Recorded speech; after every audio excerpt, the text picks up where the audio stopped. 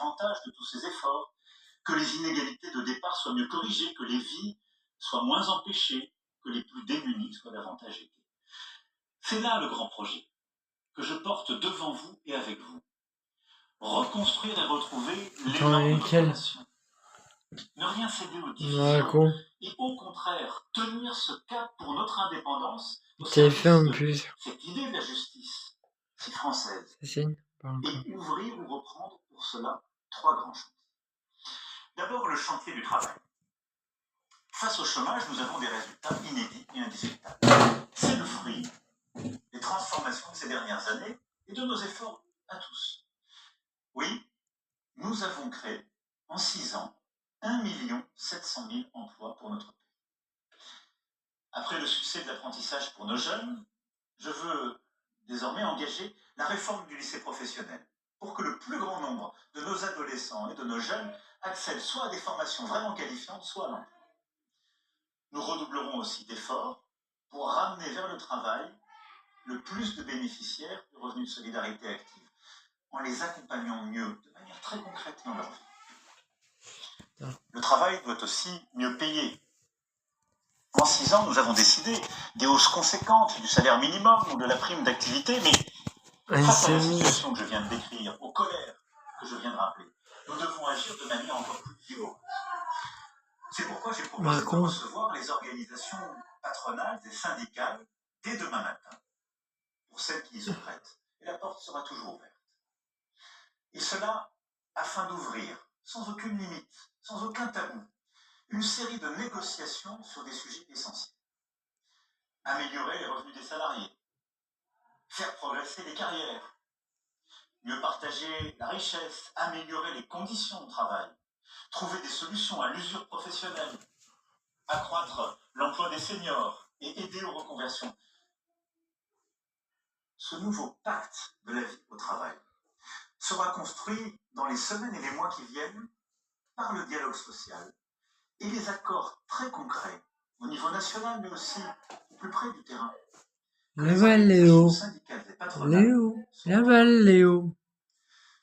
Plus largement, c'est par la réindustrialisation que nous retrouverons notre force et que nous créerons des emplois mieux payés. Là aussi, nous avons des résultats tangibles, inédits. En France, dans des vallées et des cantons, des usines ouvrent à nouveau 200 Là, notre pays s'était habitué à la désindustrialisation. Nous recréons de l'emploi industriel et nous sommes devenus le pays le plus attractif en Europe pour les investissements.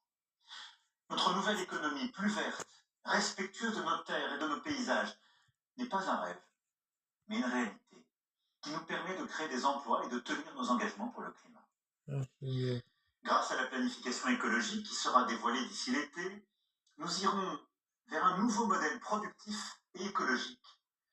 Dans l'agriculture, le bâtiment, l'économie circulaire, les transports, l'énergie et les technologies. Un cadre aussi avec lequel nous serons mieux parés face aux événements climatiques, comme la sécheresse estivale. Le deuxième chantier est celui de la justice et de l'ordre républicain et démocratique. L'état de droit est notre socle. Et il n'y a pas de liberté sans loi, ni sans sanction envers ceux qui transgressent le droit des autres. Dans ce but, nous continuerons à recruter plus de 10 000 magistrats et agents, continuerons d'améliorer le fonctionnement de notre justice, et nous sommes en train de créer 200 brigades de gendarmerie dans nos campagnes. Lutter contre toutes les formes de délinquance, contre toutes les fraudes, qu'elles soient sociales ou fiscales, sera aussi au cœur de l'action du gouvernement, avec des annonces fortes dès le début du mois de mai. Nous renforcerons aussi le contrôle de l'immigration illégale, tout en intégrant mieux ceux qui rejoignent notre pays. Rénover l'ordre républicain et démocratique signifie également que nous devons lutter contre le sentiment persistant que voter ne serait plus décidé.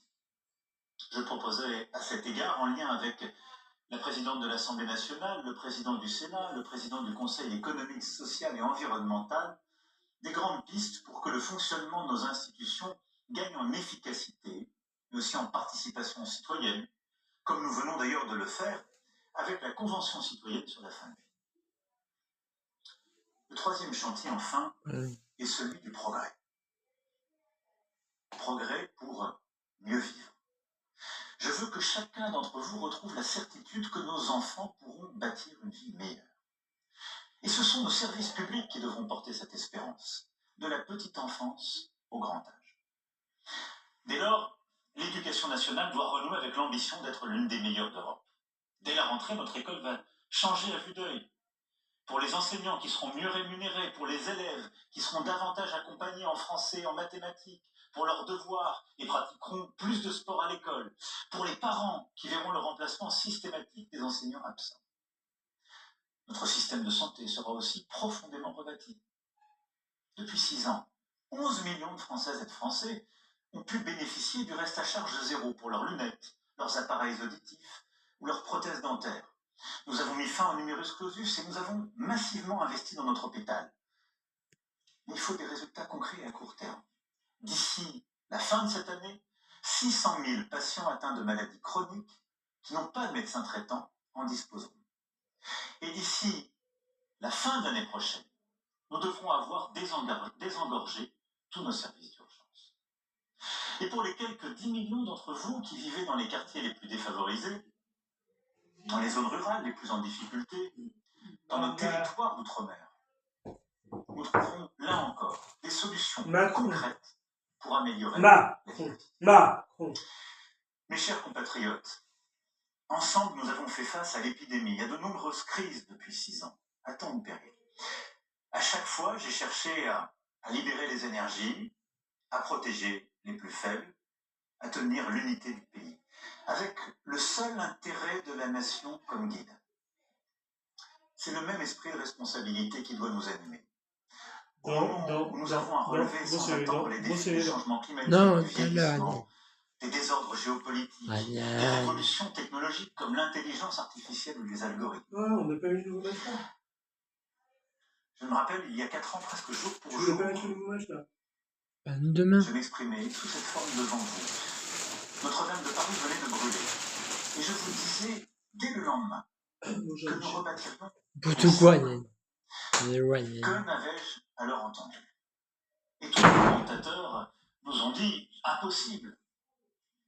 Pourquoi ce cap intenable? Eh bien, nous allons le faire.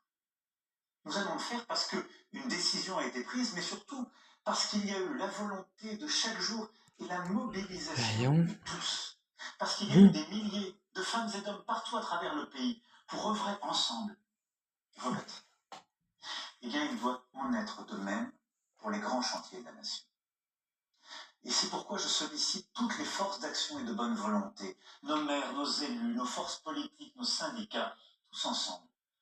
Je compte mieux les associer en relançant dès le mois de mai les coalitions et alliances nouvelles sur les bases solides du Conseil national de la refondation, au plus près du terrain. Et chacun d'entre vous avait un rôle à jouer. Il nous faut moins de lois, moins de bureaucratie, plus de liberté, d'action, d'expérimentation, de pouvoir d'initiative à l'échelle de nos vies. Oui, c'est cet élan national auquel je crois. Et ces 3 chantiers prioritaires constituent la feuille de route du gouvernement que la Première ministre détaillera dès la semaine prochaine. Ces 3 chantiers doivent nous rassembler les principaux responsables de la nation. Je m'y impliquerai. Et le 14 juillet prochain doit nous permettre de faire un premier bilan. Nous avons devant nous 100 jours d'apaisement, d'unité, d'ambition et d'action au service de la France. C'est notre devoir. Et je vous fais confiance. Je nous fais confiance pour y arriver. Vive la République et vive la France. Voilà donc pour cette allocution d'Emmanuel Macron, une intervention suivie avec grande attention par Voilà. France. Le chef